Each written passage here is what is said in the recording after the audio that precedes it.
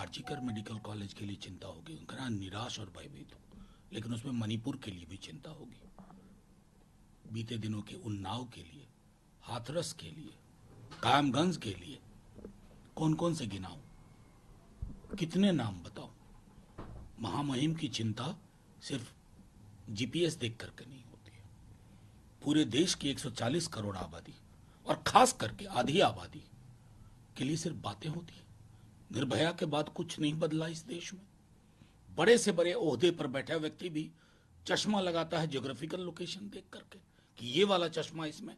उनकी चिंता, उनकी पीड़ा पूरे संदर्भ के लिए है, समग्रता में, उसको संकीर्ण दायरे में ना देखा जाए। यही मेरी टिप्पणी है।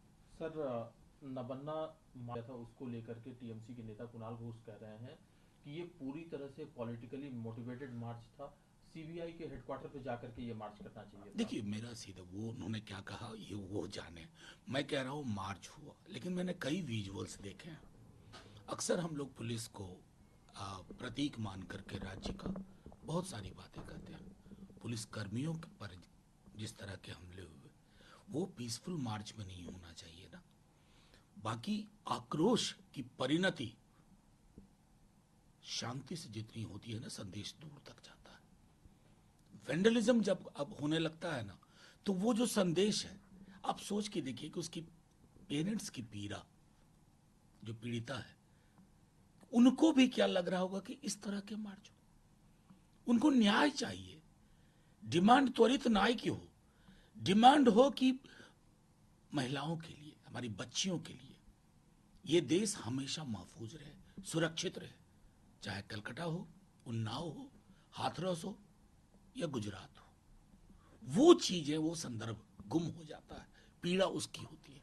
सर, आज से पूरी तरह से जिस तरह से ममता बनर्जी की सरकार घिरी हुई है, हालांकि मुख्यमंत्री जी ने अब ममता बनर्जी ने एक बात कही है कि अगले कुछ दिनों में असेंबली सेशन बुलाया जाएगा और एक बिल लाया जाएगा जिसमें कि 10 दिन के अंदर इस तरह की घटनाओं को लेकर के कैपिटल पनिशमेंट देने की मांग देखिए, होगी। बिल्कुल सही है।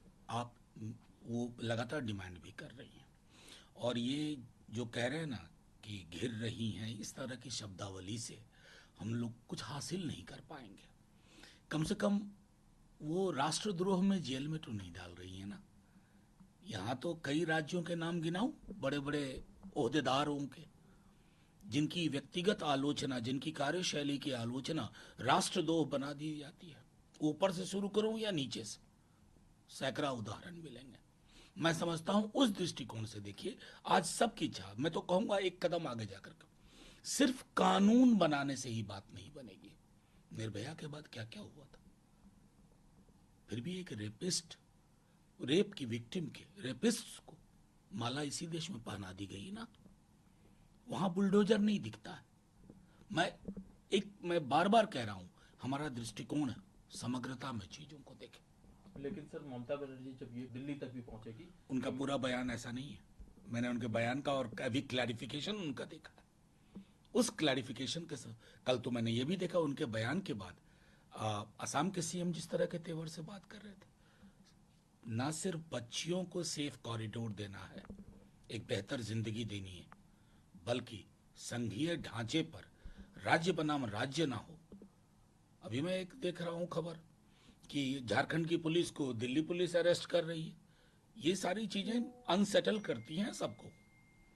सर, लेकिन योगी आदित्यनाथ वो तो अखिलेश यादव पर ही सवाल उठा रहे। वो कह रहे हैं कि अगर अखिलेश यादव उत्तर प्रदेश में बेटियों की सुरक्षा की बात करते हैं तो ये उनको शोभा नहीं देता, क्योंकि उन्होंने कोलकाता के मामले में मुंह नहीं खोला। हाथरस पे खोला था ना, कोलकाता पे नहीं बोला क्या? अब योगी जी के कान तक कौन सी स्वर ध्वनि पहुंचती है वो तो वो जाने। उनकी तो सरकार ये कहती है कि मेरे लिए काम करो, मेरी मेरी बातों को दूर दूर तक पहुंचाओ, 8 लाख रुपए ले जाओ, मेरी आलोचना करो तो राष्ट्रद्रोह में जेल में जाओ। वो क्या बात करेंगे? सर, झारखंड में जिस तरह से उथल पुथल है, चंपई सोरेन ने पार्टी के हर पद से इस्तीफा देते हुए सदस्यता से भी इस्तीफा दिया है और अगले कुछ महीनों में चुनाव है। चंपई सोरेन ने यह भी ऐलान कर दिया कि वो भारतीय जनता पार्टी में शामिल हो रहे हैं, कल ही से शामिल होंगे। कुछ असर पड़ सकता है इसका चुनाव पे? अब देखिए, दिल्ली की जो मुख्य धारा की एक मीडिया है, वो तो समझ लेगी कि सारी की सारी सीटें गई झारखंड की। लेकिन ये जो मुख्य धारा की मीडिया है ना, इसे ये पता नहीं है कि आदिवासी समाज में वहाँ क्या चल रहा है। आप, मैं सच कह रहा हूँ, दिल्ली में बैठे कुछ नेता लोग सोचते हैं कि सेटिंग गेटिंग ये करके ही चीज़ें होती हैं। ऐसा नहीं होता। चाहे कोल्हान का इलाका हो या कोई और इलाका हो, वहाँ एक चर्निंग हो रही है। उस चर्निंग को समझ नहीं पा रहे हैं। और हाँ, महाराष्ट्र में तो बहुत सारे लोगों को लेके गए थे साथ में, उनको भी साथ में लेके गए जिनके बारे में भोपाल में गर्जना की थी। किन्होंने? प्रधानमंत्री जी ने। हासिलात क्या हुआ? हुँ? कुछ नहीं ना। शून्य बटा सन्नाटा। इंतजार करिए। सर, पूर्व ब्रिजभूषण शरण सिंह, उन पर केस चल रहा है, उन पर आरोप लगा है कि उन्होंने छेड़खानी की महिला पहलवानों के साथ, और ये आरोप उन पर महिला पहलवानों ने लगाया। प्रोटेस्ट भी हुए, ट्रायल चल रहा है राउज एवेन्यू कोर्ट में। उस ट्रायल के खिलाफ ब्रिजभूषण शरण सिंह हाई कोर्ट पहुंचे हैं और उन्होंने कहा है कि ये ट्रायल गलत तरीके से चल रहा है, उन्हें राहत मिलनी नहीं, चाहिए। समरथ के नहीं दोस्त को समझ, बड़े ताकतवर है भाई। खुद को टिकट नहीं मिला तो बेटे को टिकट दिलवा दिया। एक जुबान पर एक शब्द तक नहीं आया।